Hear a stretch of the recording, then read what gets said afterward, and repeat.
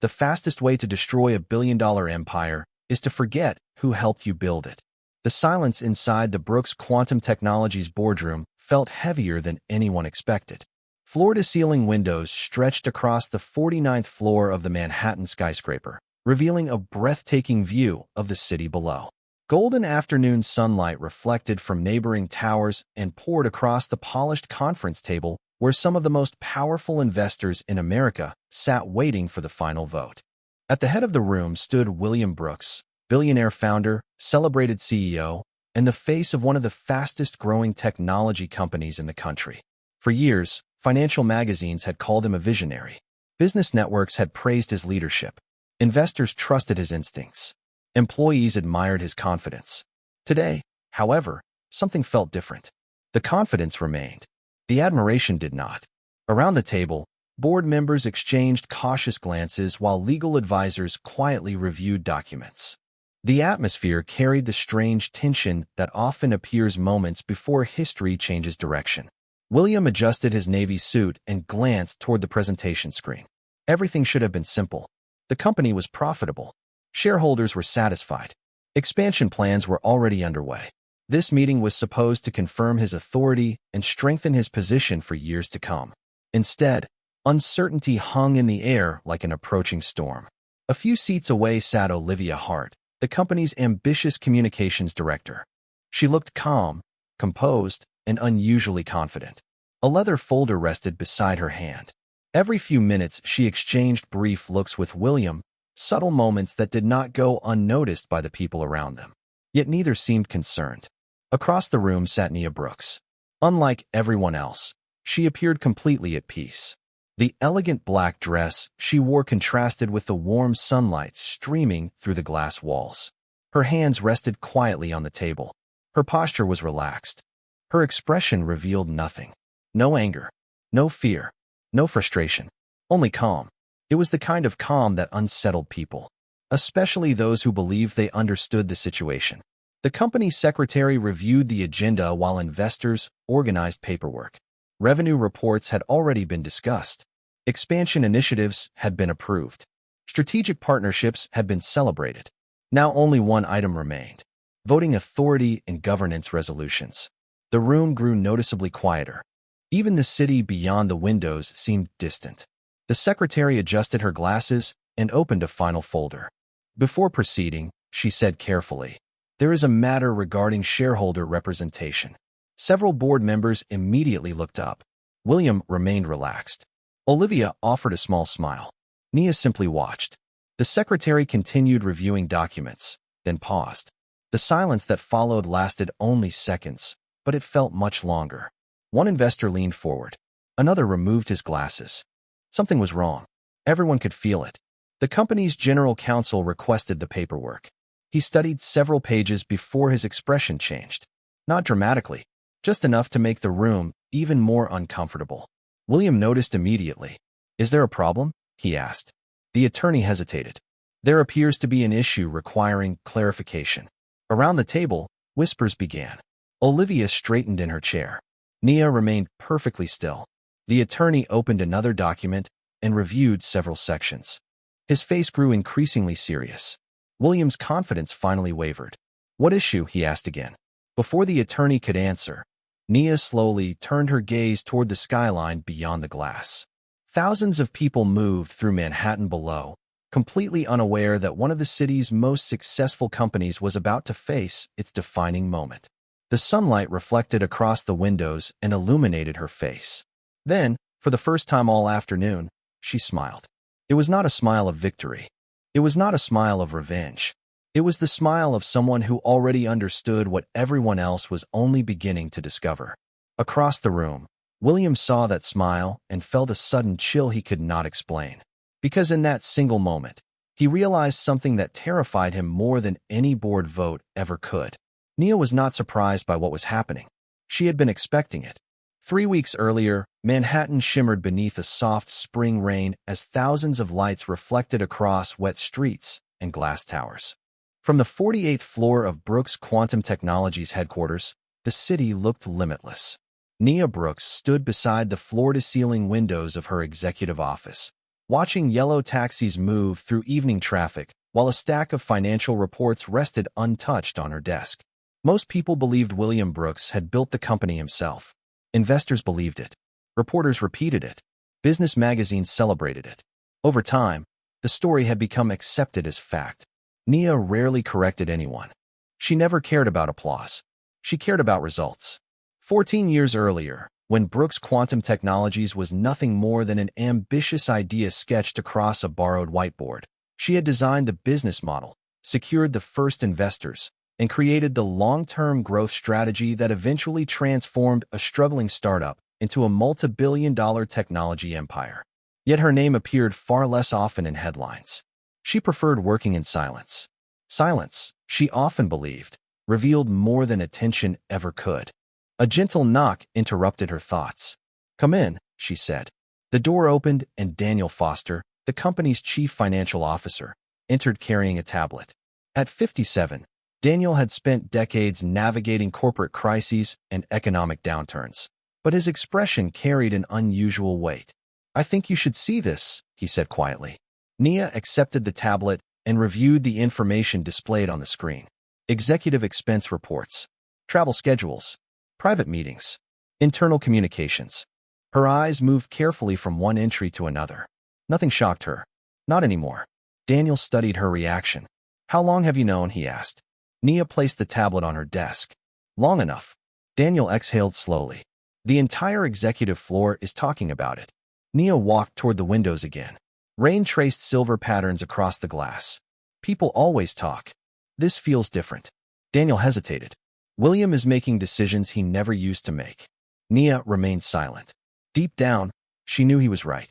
Over the past year, William had changed.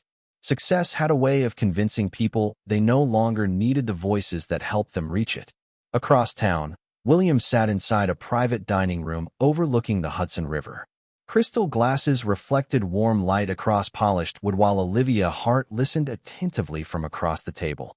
She smiled at the right moments, asked the right questions, admired the right achievements. Around her, everything felt effortless. Unlike Nia, Olivia never challenged his assumptions or questioned his decisions. She simply agreed. And lately, agreement had become easier to hear than honesty. "The board trusts you completely," Olivia said. William smiled. "They should. The company has never been stronger." Her voice sounded sincere. "You built something extraordinary." William appreciated hearing those words. Not because they were entirely true, but because they reinforced what he already wanted to believe. Meanwhile, back at headquarters, Nia walked through the nearly empty office floor. Most employees had gone home. A few remained inside conference rooms preparing presentations. Others worked quietly beneath the glow of computer screens. As she moved through the building, people greeted her warmly. They smiled when they saw her. They thanked her for opportunities she barely remembered creating. Nia stopped briefly beside a young project manager who was reviewing data alone. "You should go home," she said with a gentle smile. The employee laughed. "You first."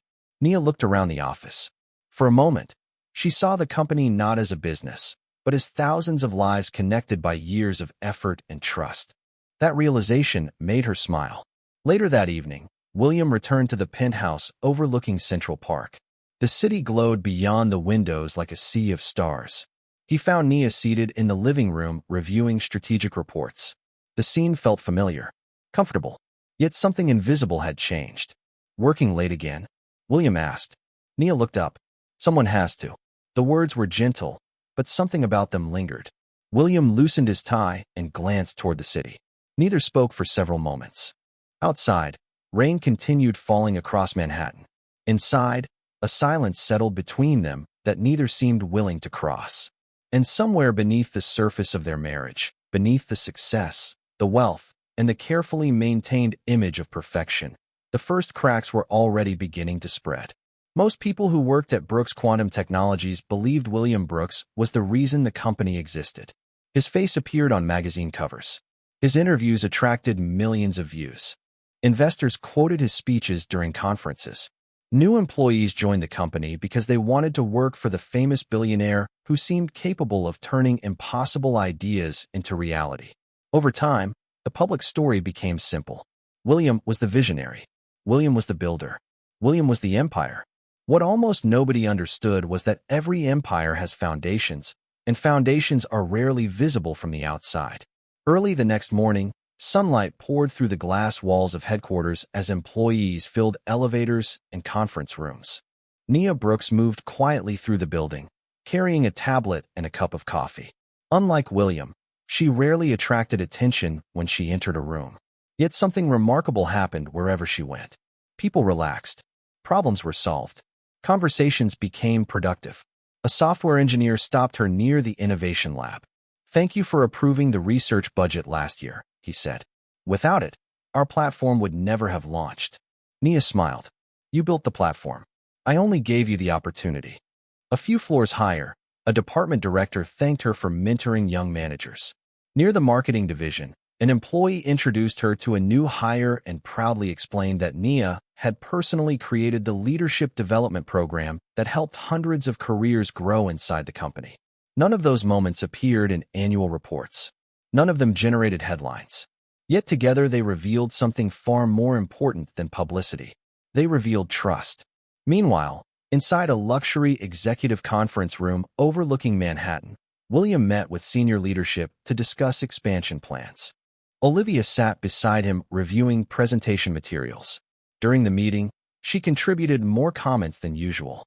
She suggested changes to executive reporting structures. She recommended direct access to departments that traditionally worked closely with Nia.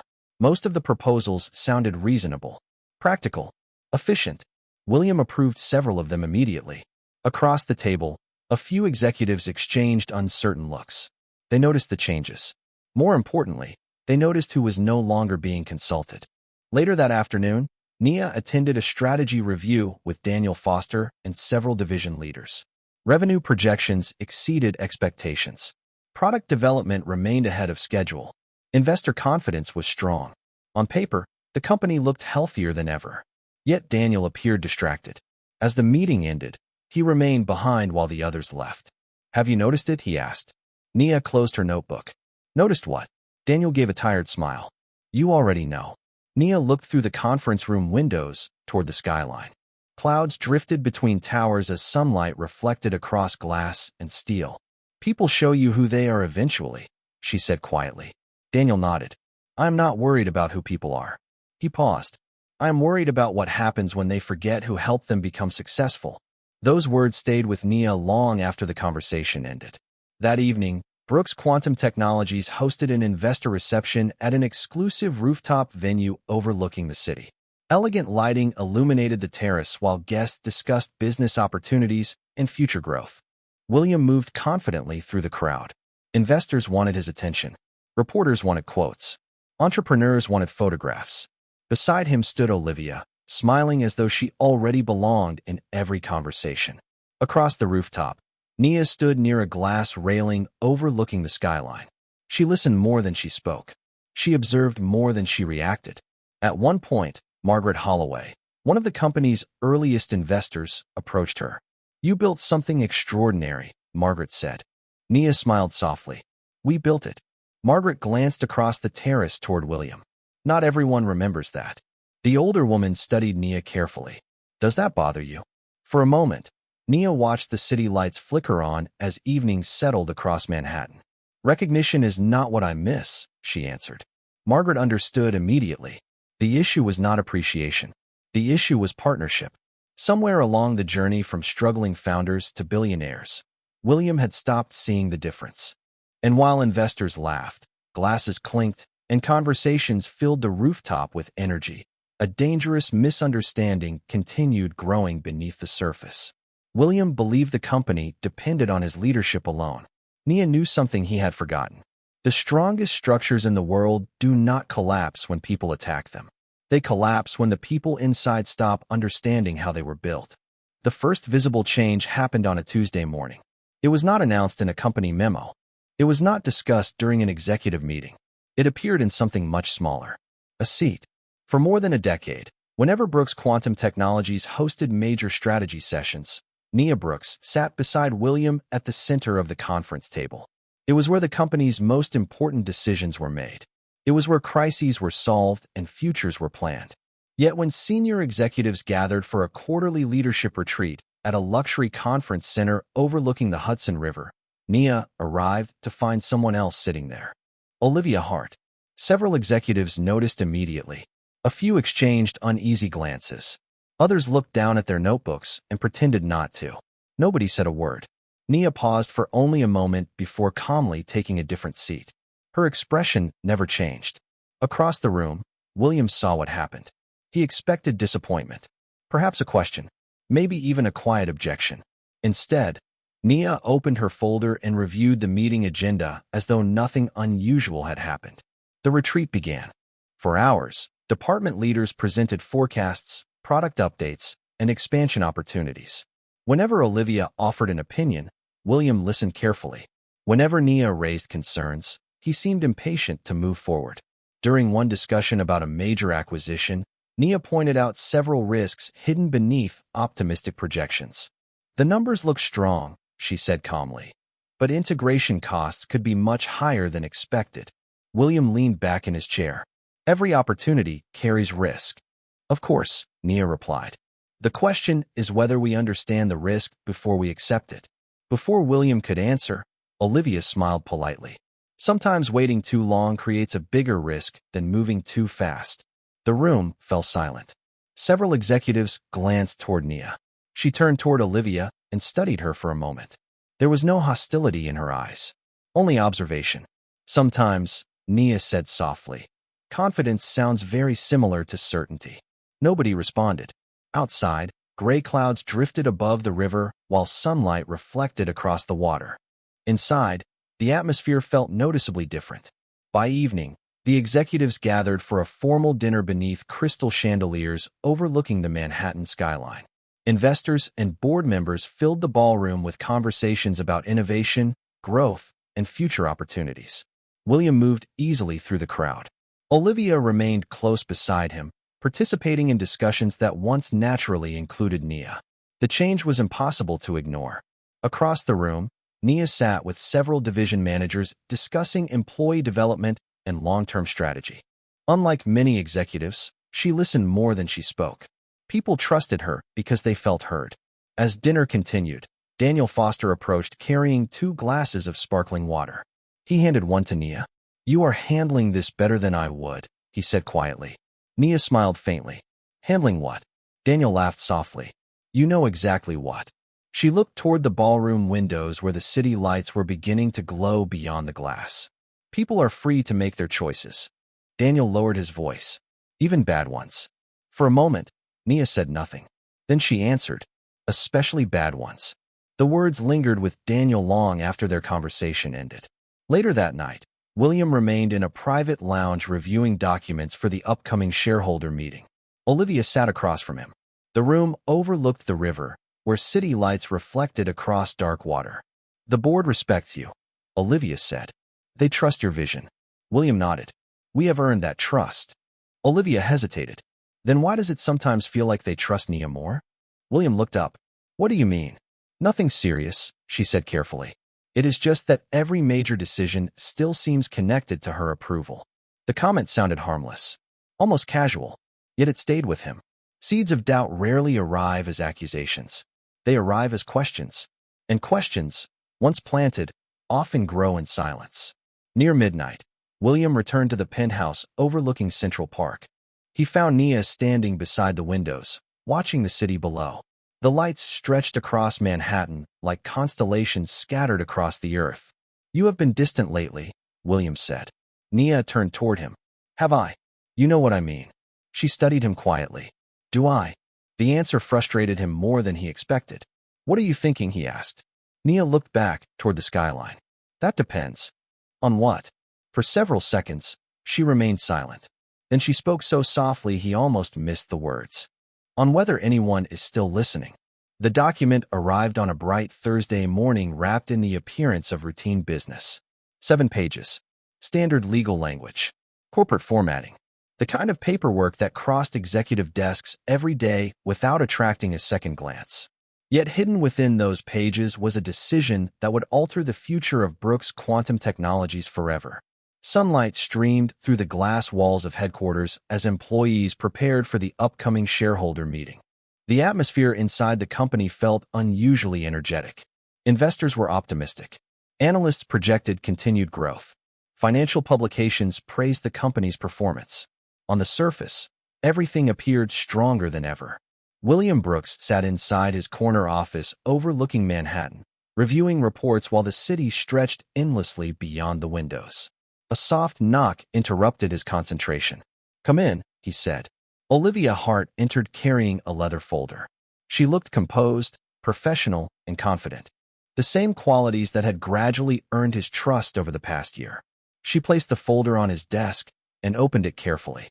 "There is one final governance matter we should address before the shareholder meeting," she said. William glanced at the documents. "What kind of matter?" Olivia sat across from him. "Voting representation." William frowned slightly. "Legal already finalized those documents." "Most of them," Olivia replied. "But there is still a concern regarding shareholder influence." She slid one page closer. "Several investors are worried about fragmented voting authority." William studied the paperwork. "Proxy authorization. A common corporate procedure. Nothing unusual. Nothing alarming." "What exactly are you recommending?" he asked. Olivia folded her hands calmly.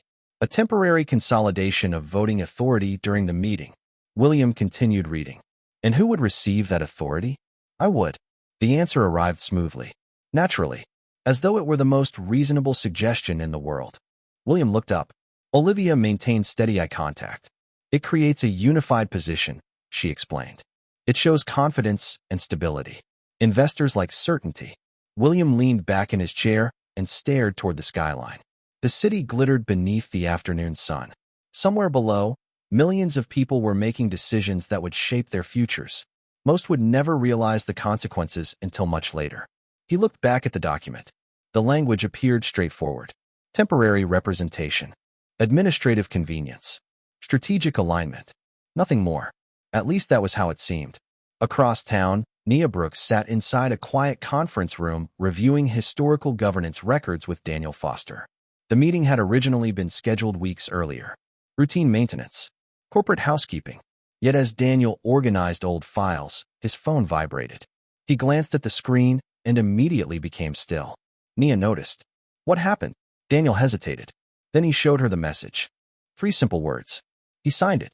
The room fell silent. Nia stared at the screen for several seconds. No visible reaction crossed her face. No shock. No anger. No disappointment. Only understanding. Daniel watched her carefully. "Are you all right?" Nia turned toward the windows overlooking the city. Clouds drifted slowly across the skyline. "Yes," she said softly. "I think I finally am." Back at headquarters, William picked up a silver fountain pen. Years earlier, Nia had given it to him during the company's 10th anniversary celebration. He remembered the moment vaguely now. A different time. A different version of them. Without reading the document a second time, he signed his name across the final page. One smooth movement. One signature. One decision. Olivia smiled as she collected the folder. "This will make everything easier." William nodded. "Good." After she left, he returned to reviewing financial reports. The moment seemed insignificant, forgotten almost immediately. Yet elsewhere inside the building, unseen forces had already begun moving. Old agreements. Forgotten provisions. Decisions made long before success arrived. The foundations of the company were quietly responding to a choice their creators never imagined would become necessary. Later that evening, Nia stood alone beside the windows of the penthouse overlooking Central Park. The city lights sparkled beneath the approaching darkness.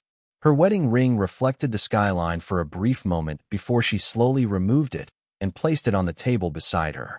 Not as a declaration. Not as an act of anger. Simply as an acknowledgement of a truth she could no longer ignore. Outside, Manhattan continued shining beneath the evening sky. Inside, the future had already changed. William believed he had strengthened his position. Nia knew he had done something very different. The most unsettling part was not the signature itself. It was what happened afterward. Nothing. No alarms sounded. No legal warnings appeared. No board members rushed into William Brooks's office demanding explanations. The company continued operating exactly as it had the day before. Employees attended meetings. Investors reviewed reports. Markets opened and closed. Life moved forward with the quiet confidence of normalcy. And that was precisely why William never suspected anything was wrong. Over the next several days, he moved through Manhattan believing he had strengthened his position ahead of the shareholder meeting. Positive analyst reports continued arriving. Investors praised the company's direction. Olivia seemed more confident than ever, participating in executive discussions with increasing authority. To William, the future appeared secure. Yet beneath the surface, something had shifted. On a cool Friday evening, Nia Brooks sat alone inside the original company archive room hidden deep within headquarters. Few people even knew the room existed anymore. Long rows of shelves contained 14 years of company history, early investor agreements, founding records, governance amendments, documents created during a time when Brooks Quantum Technologies had been nothing more than a dream shared by two ambitious founders working from a rented office with second-hand furniture. Warm light illuminated the room as Nia carefully opened a leather-bound binder. Across from her sat Margaret Holloway, one of the company's earliest investors. Margaret watched quietly while Nia reviewed pages she already knew almost by memory. "You knew he would sign it," Margaret finally said. Nia paused. "I hoped he would not." Margaret nodded. "But you expected that he would." Nia closed the binder gently. "Hope is not a strategy." The older woman studied her expression. "Are you angry?" For several moments, Nia looked at an old photograph resting nearby. It showed two young founders standing beside a whiteboard covered in handwritten plans and impossible goals. William was smiling. So was she. "I was angry months ago," Nia answered softly. "Eventually anger becomes exhausting." "Then what is left?" Margaret asked. Nia's eyes remained on the photograph. Clarity. Across the city, William attended a private dinner with several influential shareholders. The restaurant overlooked the East River, where lights reflected across dark water beneath the evening sky. Conversations centered on growth projections, international expansion, and future acquisitions. Olivia sat beside him, contributing observations that impressed investors. She seemed comfortable in every conversation, comfortable in every room. William noticed how naturally she fit into the world he had built. The realization pleased him. It also reassured him. The board would support his vision. The vote would proceed smoothly. Everything remained under control. Yet despite the confidence surrounding him, a strange uneasiness refused to disappear. Small moments continued returning to his thoughts. Nia's silence, Daniel Foster's increasingly careful words, Margaret Holloway's distant attitude during recent meetings. Pieces that did not seem important individually, but somehow felt connected. He pushed the feeling aside. Success had taught him to trust his instincts. Unfortunately, success had also taught him to ignore warnings that contradicted them. Late that night, William returned to the penthouse overlooking Central Park. The city stretched endlessly beyond the windows. He found Nia standing in the library, holding a cup of tea beside shelves filled with books collected over 14 years of marriage and business. The room felt peaceful, almost timeless. "You seem surprisingly calm," William said. Nia looked toward him. "Should I not be? Most people would be upset." A faint smile touched her face. "Most people are afraid of consequences." William frowned. "What is that supposed to mean?" Nia set her cup down carefully. "It means every decision eventually reveals itself." He stepped closer. "You keep saying things like that. What exactly are you trying to tell me?" For a moment, neither spoke. Then Nia looked directly into his eyes. There was no anger there, no bitterness, only a quiet sadness that somehow felt worse. "Nothing," she said softly. "Because if I have to explain it now, then you stopped listening a long time ago." After she left the library, William remained standing alone beneath the warm light.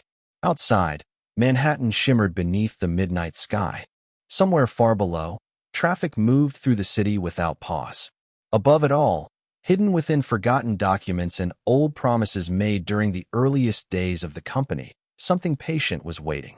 And while William still believed he understood the future, Nia already knew the future had begun moving without him. The shareholder meeting was now less than 48 hours away, and for the first time in 14 years, Nia Brooks felt no need to influence the outcome.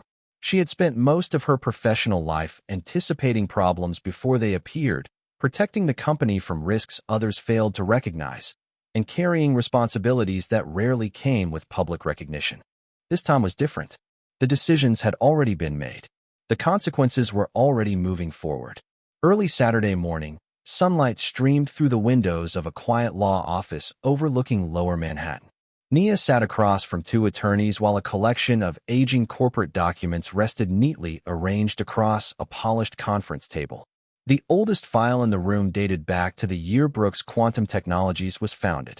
Back when the company consisted of two determined people, one borrowed office, and a dream that most investors considered unrealistic. One attorney carefully opened a leather archive binder and reviewed several pages before looking up. "The provision remains fully enforceable," he said. Nia nodded calmly. "I know." The attorney adjusted his glasses. "Most companies eventually remove protections like this." A faint smile appeared on Nia's face. Most companies were not built under the same circumstances. Silence settled across the room. The attorney turned another page. "The triggering conditions are extremely specific. They were designed that way. 14 years earlier, when capital was scarce and uncertainty was constant, Nia had insisted upon a series of governance protections intended to preserve the company's independence. At the time, William considered them excessive, overly cautious. Yet he trusted her judgment and signed every document without argument. One particular provision existed to prevent founder authority from being transferred in ways that could compromise governance integrity. The language was technical, complex, easy to forget, which was exactly why almost everyone had forgotten it. Almost everyone except Nia. Across the city, William spent the weekend preparing for the shareholder meeting with growing confidence. Positive market reports continued arriving. Investors expressed support. Olivia assured him that the board remained aligned behind his leadership. Every signal pointed toward success. Yet a strange discomfort continued following him. Small details refused to leave his thoughts. Nia's unusual calm. Daniel Foster's increasingly cautious behavior. Margaret Holloway's absence from several recent discussions. None of those details seemed important alone. Together, however, they formed a pattern he could not quite understand. By Sunday evening, Brooks Quantum Technologies hosted a private reception for major shareholders at an elegant hotel overlooking the Hudson River. Crystal chandeliers reflected warm light across marble floors while investors discussed technology trends and future growth. William moved confidently through the crowd. Olivia remained beside him, speaking with board members and investors as though she already occupied a larger role within the company. Across the ballroom, Nia stood near a wall of windows overlooking the river. Margaret Holloway joined her. "Are you nervous?" Margaret asked quietly. Nia looked toward the water where city lights shimmered beneath the evening sky. "No," Margaret smiled. "Not even a little." Nia considered the question. The outcome was determined the moment certain choices were made. Margaret studied her expression carefully. "You still care about him?" The question lingered longer than expected. Nia remained silent for several moments. Finally, she answered, "Caring about someone does not protect them from consequences." Margaret nodded slowly. She understood. Later that night, William returned to the penthouse overlooking Central Park. He found Nia sitting alone in the library. A single lamp illuminated shelves filled with books collected during years of success, struggle, and shared ambition. The room felt peaceful. Too peaceful. "Tomorrow is important," William said. Nia closed the book in her hands. "I know. I wish you would tell me what is going on." She rose slowly and walked toward him. Only a few feet separated them now. For a brief moment, he saw the woman who had stood beside him during every major chapter of his life. The woman who had believed in him long before the world did. "I spent years protecting this company," she said quietly. William frowned. "What does that have to do with tomorrow?" Nia held his gaze. "Sometimes the things we build continue protecting themselves." Before he could ask another question, she walked past him and disappeared down the hallway. William remained standing alone in the library. Outside, Manhattan glowed beneath the night sky. Somewhere beyond his understanding, hidden inside forgotten agreements and promises made long ago, a safeguard patiently waited for the moment it had been created to face. Monday morning arrived beneath a clear Manhattan sky. Sunlight reflected from glass towers and poured across the headquarters of Brooks Quantum Technologies as black sedans lined the entrance. Investors, board members, attorneys, and senior executives stepped into the building carrying briefcases and expectations. Most believed they were attending a routine shareholder meeting that would reinforce William Brooks's authority and confirm the company's next chapter of growth. None of them realized they were walking into the most important day in the company's history. By 9 o'clock, the boardroom was full. Floor-to-ceiling windows framed the skyline, while golden lights stretched across the polished conference table. William stood near the head of the room, greeting investors with practiced confidence. His navy suit was flawless. His smile appeared relaxed. To everyone watching, he looked exactly like the billionaire leader who had spent years dominating headlines and business magazines. Olivia Hart sat only a few seats away with a leather folder resting beside her. Inside that folder was the proxy authorization William had signed. She believed it represented a new level of influence and trust. Across the room, Nia Brooks entered quietly. Several board members straightened when they saw her. Margaret Holloway offered a subtle nod. Daniel Foster looked noticeably relieved. Nia acknowledged them politely before taking her seat. Unlike everyone else, she carried no stack of documents. No legal team surrounded her. No visible preparation suggested a coming battle. Yet somehow she appeared more composed than anyone in the room. The meeting began with routine reports. Revenue exceeded expectations. Product development remained ahead of schedule. International expansion continued gaining momentum. Investors seemed pleased. William moved confidently through each agenda item. Applause followed several announcements. Everything appeared normal.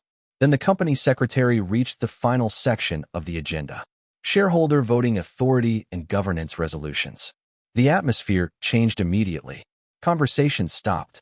Chairs shifted softly. The room grew quiet. The secretary adjusted her glasses and reviewed the voting documentation. All proxy authorizations have been received and verified, she announced.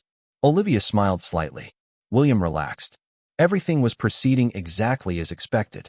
Then the secretary paused. A crease appeared between her eyebrows. The silence that followed felt unusually heavy. The company's general counsel leaned forward. Is there an issue? She looked down at another file recently delivered by Legal Review. There appears to be a governance concern requiring clarification. William frowned. What concern? The attorney requested the documents and began reading. As he turned several pages, his expression changed. Olivia noticed immediately. So did William. What is it? William asked again. The attorney opened a thick binder containing the company's original charter documents. Pages turned slowly. The sound seemed louder than it should have. Finally, he looked up. 14 years ago, Brooks Quantum Technologies adopted a founder governance protection provision. William stared at him. I am aware of our charter. Respectfully, the attorney replied. I do not believe you remember this section. He placed the document onto the presentation screen. Dense legal language appeared before the board. Investors leaned forward. Board members adjusted their glasses. The attorney continued. Any transfer or delegation of founder voting authority that materially alters governance independence automatically triggers a mandatory board review and leadership confidence assessment. The room became completely still. Olivia's expression faded. William looked toward the screen, then back toward the attorney. That cannot apply here. It does, the attorney said calmly. The proxy authorization executed last week activated the provision. Several investors immediately began reviewing copies of the charter. Quiet discussions spread across the room. Questions emerged. Concerns followed.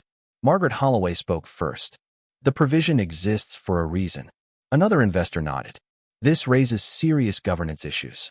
A third requested an immediate confidence review. Then a fourth. Within minutes, momentum shifted. The conversation was no longer about growth projections or expansion plans. It was about leadership judgment, trust, responsibility. Across the room, William finally looked toward Nia. She sat exactly where she had been all morning. Calm, silent, composed. For the first time, he understood what her silence had meant. She had not been waiting for an opportunity. She had been waiting for truth.